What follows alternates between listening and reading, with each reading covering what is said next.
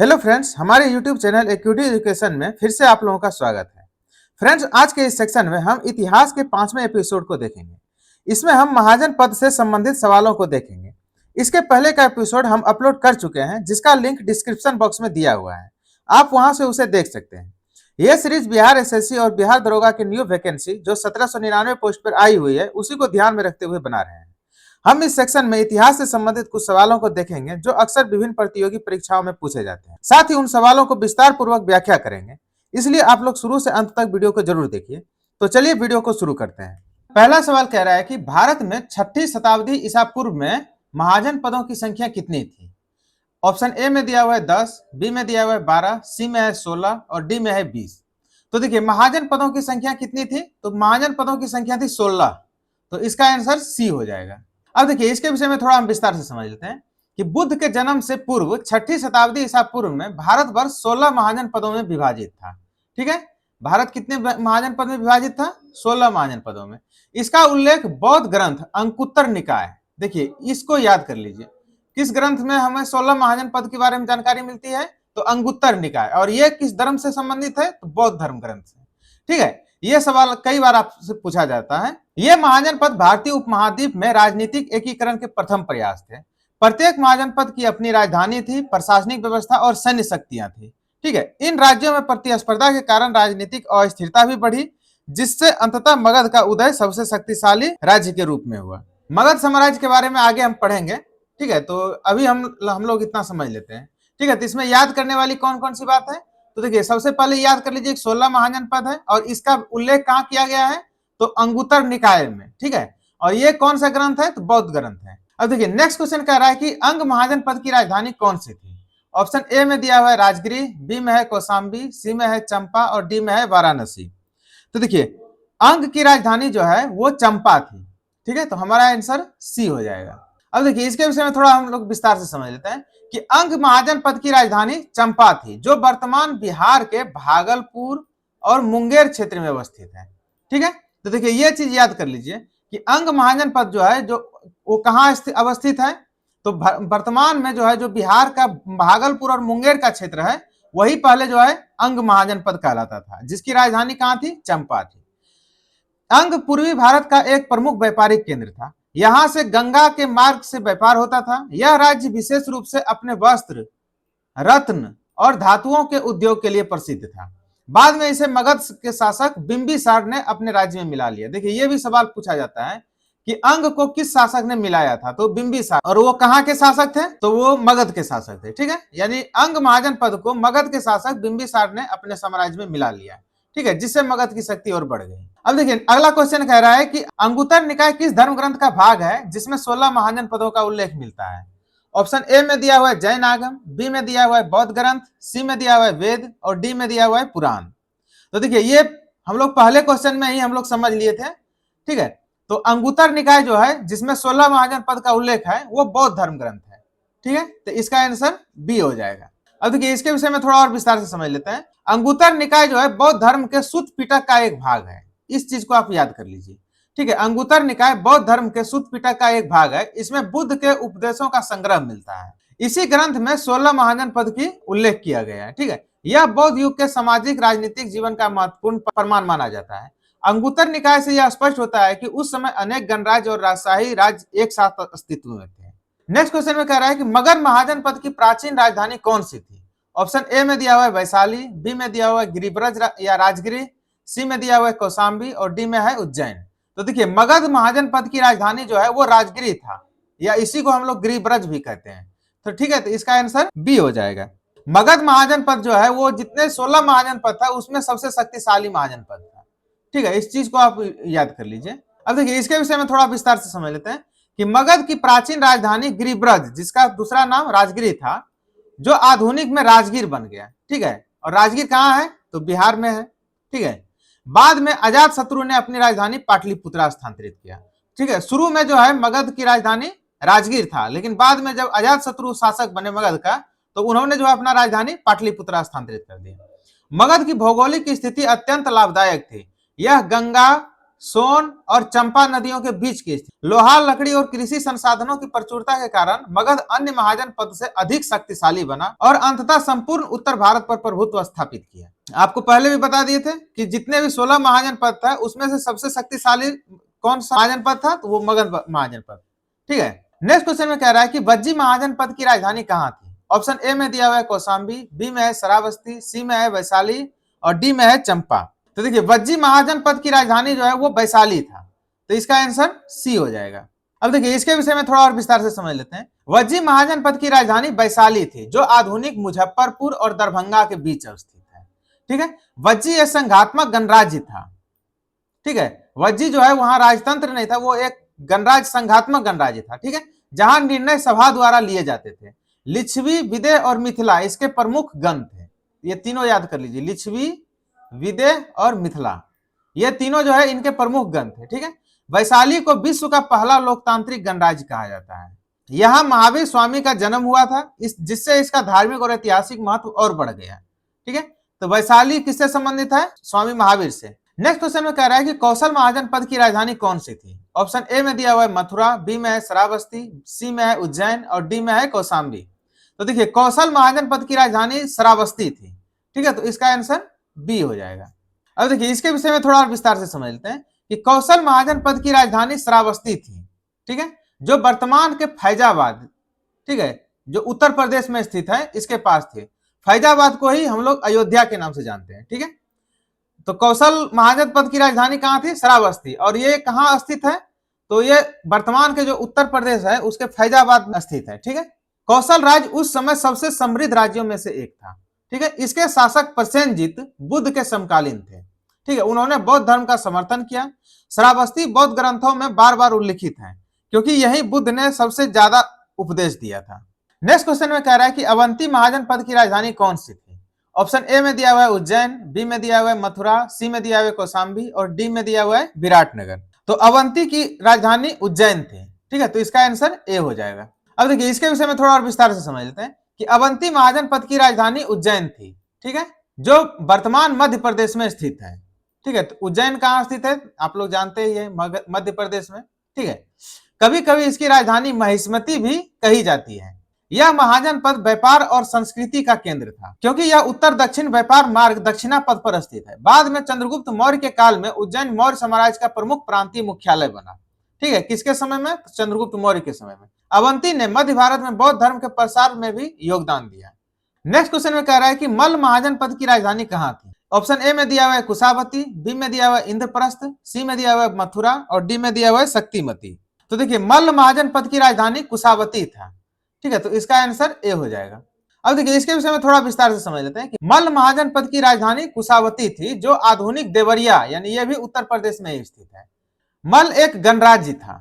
ठीक है, जहां निर्णय सभा के द्वारा लिए जाते थे। यह महाजन पद विशेष रूप से इस कारण प्रसिद्ध है कि महात्मा बुद्ध का महापरिनिर्वाण मल्ल देश के कुशीनगर में हुआ था। ठीक है, इसको याद कर लीजिए। ठीक है, महात्मा बुद्ध का महापरिनिर्वाण कहां हुआ था, तो कुशीनगर में, ये तो सब लोग जानते हैं। ठीक है, लेकिन वो वही कुशीनगर जो है वो मल्ल प्रदेश में ही आता है। ठीक है, इसलिए बौद्ध धर्म में इसका विशेष महत्व है। नेक्स्ट क्वेश्चन में कह रहा है कि वत्स महाजन पद की राजधानी कौन सी थी। तो देखिए ऑप्शन ए में दिया हुआ है कौशाम्बी, बी में दिया हुआ है उज्जैन, सी में है विराटनगर और डी में दिया हुआ है श्रावस्ती। तो वत्स महाजन पद की राजधानी जो है वो कौशाम्बी है। ठीक है, तो इसका आंसर ए हो जाएगा। अब देखिए इसके विषय में थोड़ा विस्तार से समझ लेते हैं कि वत्स महाजन पद की राजधानी कौशाम्बी थी, जो आधुनिक इलाहाबाद यानी जो प्रयागराज के नाम से भी जाना जाता है, इसके पास स्थित है। तो इस प्रकार यह भी जो है उत्तर प्रदेश में ही स्थित है। ठीक है, वत्स के राजा उदयन प्रसिद्ध शासक, ठीक है, जिसका उल्लेख संस्कृत नाटकों में मिलता है। कौशाम्बी गंगा नदी के तट पर स्थित होने के कारण व्यापारिक दृष्टि से अत्यंत समृद्ध था। तो कौशाम्बी कहां स्थित है, तो गंगा नदी के तट पर। ठीक है, बौद्ध काल में यह प्रमुख धार्मिक केंद्र भी बन गया था। अब नेक्स्ट क्वेश्चन में कह रहा है कि पंचाल महाजन पद की प्रमुख राजधानी कौन सी थी। ऑप्शन ए में दिया हुआ है मथुरा, बी में दिया हुआ है अहिछत्र, सी में है उज्जैन और डी में है विराटनगर। तो देखिए पंचाल की राजधानी जो है वो अहिछत्र थी। ठीक है, तो इसका आंसर बी हो जाएगा। अब देखिए इसके विषय में थोड़ा विस्तार से समझ लेते हैं कि पंचाल की दो राजधानियां थी। ठीक है, पहला था अहिछत्र और दूसरा था कंपिल्ली। ठीक है, इसको उत्तर पंचाल और दक्षिण पंचाल के नाम से भी जानते हैं, यानी अहिछत्र को उत्तर पंचाल के नाम से जानते हैं और कंपिल्ली को दक्षिण पंचाल के नाम से जानते हैं। यह क्षेत्र आधुनिक बरेली, बदायूं और फर्रुखाबाद। यानी इस प्रकार देखते हैं कि यह क्षेत्र भी जो है उत्तर प्रदेश के अंतर्गत आता है। ठीक है, पंचाल वेदों और उपनिषदों का अध्ययन का महत्वपूर्ण केंद्र रहा है। ठीक है, यहां से अनेक वैदिक ऋषि उत्पन्न हुए। महाभारत में भी पंचाल का उल्लेख द्रौपदी के राज्य के रूप में मिलता है। नेक्स्ट क्वेश्चन में कह रहा है कि चेदी महाजनपद की राजधानी क्या थी। ऑप्शन ए में दिया हुआ है शक्तिमती, बी में दिया हुआ है कुशावती, सी में दिया हुआ है इंद्रप्रस्थ और डी में दिया हुआ है कौशाम्बी। चेदी महाजनपद की राजधानी जो है वो शक्तिमती थी। ठीक है, तो इस तरह से इसका आंसर ए हो जाएगा। अब देखिए इसके विषय में थोड़ा विस्तार से समझ लेते हैं कि चेदी महाजनपद की राजधानी शक्तिमती थी। ठीक है, जो वर्तमान के बुंदेलखंड के क्षेत्र में स्थित है। ठीक है, यह महाजनपद नर्मदा और यमुना नदी के बीच स्थित। इसको याद कर लीजिए कि चेदी महाजनपद जो है वो नर्मदा और यमुना नदी के बीच में स्थित है। महाभारत में चेदी के राजा शिशुपाल का उल्लेख मिलता है जो कृष्ण के समकालीन थे। ठीक है, चेदी राज्य सांस्कृतिक दृष्टि से महत्वपूर्ण था और यहाँ लोहे तथा कृषि विकास ने इसे आर्थिक रूप से समृद्ध बना दिया। नेक्स्ट क्वेश्चन में कह रहा है कि कुरु महाजनपद की राजधानी कौन सी थी। ऑप्शन ए में है मथुरा, बी में है इंद्रप्रस्थ, सी में है विराटनगर और डी में है उज्जैन। तो देखिए कुरु महाजनपद की राजधानी जो है वो इंद्रप्रस्थ था, तो इस तरह से इसका आंसर बी हो जाएगा। अब देखिए इसके विषय में थोड़ा विस्तार से समझ लेते हैं कि कुरु महाजनपद की राजधानी इंद्रप्रस्थ थी जो आधुनिक दिल्ली कहलाती है और मेरठ का कुछ क्षेत्र में स्थित था। ठीक है, तो एक देखिए यह सवाल पूछा जाता है कि दिल्ली का पुराना नाम क्या था, तो इंद्रप्रस्थ था। ठीक है, तो यानी जो आधुनिक दिल्ली और मेरठ का क्षेत्र है वो कुरु महाजनपद के अंतर्गत आते थे जिसका राजधानी इंद्रप्रस्थ था। ठीक है, कुरुक्षेत्र वैदिक सभ्यता का केंद्र था। महाभारत में यह कुरुक्षेत्र के रूप में प्रसिद्ध हुआ। कुरु से ही कुरुक्षेत्र बना। ठीक है, यहाँ वेदों का संकलन और ब्राह्मण धर्म का उत्थान हुआ। ठीक है, तो यानी कुरुक्षेत्र जो है वो ब्राह्मण धर्म से संबंधित है। यह महाजनपद राजशाही प्रणाली वाला था और धार्मिक अनुष्ठानों का पालन इसके शासन का मूल आधार था। अब देखिए नेक्स्ट क्वेश्चन कह रहा है कि मत्स्य महाजनपद की राजधानी कहाँ थी। ऑप्शन ए में दिया हुआ है विराटनगर, बी में दिया हुआ है मथुरा, सी में है उज्जैन और डी में है कौशाम्बी। तो देखिए मत्स्य महाजनपद की राजधानी जो है वो विराटनगर था, तो इस तरह से इसका आंसर ए हो जाएगा। अब देखिए इसके विषय में थोड़ा विस्तार से समझ लेते हैं कि मत्स्य महाजनपद की राजधानी विराटनगर थी जो वर्तमान के जयपुर के निकट स्थित है। तो ठीक है, तो यानी मत्स्य महाजनपद जो है वर्तमान में कहाँ है, जयपुर यानी राजस्थान के निकट है। ठीक है, महाभारत के अनुसार पांडवों ने अपने अज्ञातवास काल का अधिकांश समय यहीं व्यतीत किया। ठीक है, मत्स्य राज्य कृषि और पशुपालन पर आधारित था। ठीक है, इसकी भौगोलिक स्थिति राजपुताना के उत्तरी पूर्वी क्षेत्र में थी जिससे यह उत्तर और पश्चिमी भारत के राज्यों के बीच एक संपर्क का केंद्र बना। नेक्स्ट क्वेश्चन में कह रहा है कि कंबोज महाजनपद का आधुनिक क्षेत्र कौन सा है। ऑप्शन ए में दिया हुआ है हजारा और राजौरी क्षेत्र, बी में दिया हुआ है बुंदेलखंड, सी में है गया और पटना, डी में है मालवा। देखिए यहाँ पर कह रहा है कि कंबोज महाजनपद जो है वो आधुनिक क्षेत्र कौन सा है उसका। ठीक है, तो कंबोज महाजनपद का आधुनिक क्षेत्र जो है वो हजारा और राजौरी क्षेत्र पड़ेगा। ठीक है, तो इस तरह से इसका आंसर ए हो जाएगा। अब देखिए इसके विषय में थोड़ा विस्तार से समझ लेते हैं कि कंबोज महाजनपद का क्षेत्र आधुनिक राजौरी और हजारा में स्थित है। ठीक है, राजौरी और हजारा।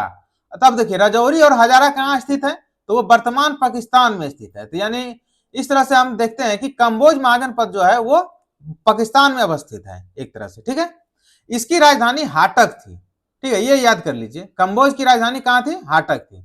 यह राज्य भारत और मध्य एशिया के बीच व्यापारिक मार्ग पर स्थित होने के कारण सांस्कृतिक रूप से विविधतापूर्ण था। यहाँ के लोग घुड़सवारी और युद्ध कौशल में निपुण थे। कंबोज ने भारत और मध्य एशिया के बीच राजनीतिक और सांस्कृतिक सेतु का कार्य किया। ठीक है, कहां कहां के बीच, भारत और मध्य एशिया के बीच। नेक्स्ट क्वेश्चन में कह रहा है कि सूरसेन महाजनपद की राजधानी कौन सी थी। ऑप्शन ए में दिया हुआ है मथुरा, बी में है विराटनगर, सी में है कौशाम्बी और डी में है उज्जैन। सूरसेन महाजनपद की राजधानी मथुरा थी। ठीक है, तो इस तरह से इसका आंसर ए हो जाएगा। अब देखिए इसके विषय में थोड़ा विस्तार से समझ लेते हैं कि सूरसेन महाजनपद की राजधानी मथुरा थी जो वर्तमान में उत्तर प्रदेश में स्थित है। यह राज्य धार्मिक दृष्टि से अत्यंत महत्वपूर्ण था क्योंकि मथुरा कृष्ण की जन्मभूमि के रूप में प्रसिद्ध है। ठीक है, सूरसेन राज्य व्यापारिक दृष्टि से भी समृद्ध था क्योंकि यह उत्तर दक्षिण मार्ग पर स्थित है। बौद्ध ग्रंथों में भी मथुरा का उल्लेख एक प्राचीन नगर के रूप में मिलता है। नेक्स्ट क्वेश्चन में कह रहा है कि अस्मक महाजनपद किस नदी के किनारे स्थित था। ऑप्शन ए में दिया हुआ है नर्मदा, बी में है गोदावरी, सी में है कृष्णा और डी में है तापी। तो देखिए अस्मक महाजनपद जो है वो गोदावरी नदी पर स्थित था। ठीक है, तो इसका आंसर बी हो जाएगा।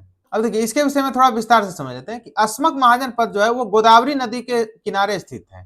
ठीक है, इसकी राजधानी पोतली या पोथन जिसको कहते हैं पोतली थी। ठीक है, और यह एकमात्र ऐसा महाजनपद था जो दक्षिण भारत में स्थित है। ठीक है, यानी यह दक्षिण भारत का एकमात्र महाजनपद था। अस्मक की संस्कृति उत्तर भारतीय जनपदों से अलग थी, किंतु बौद्ध धर्म का प्रचार में इसका योगदान रहा है।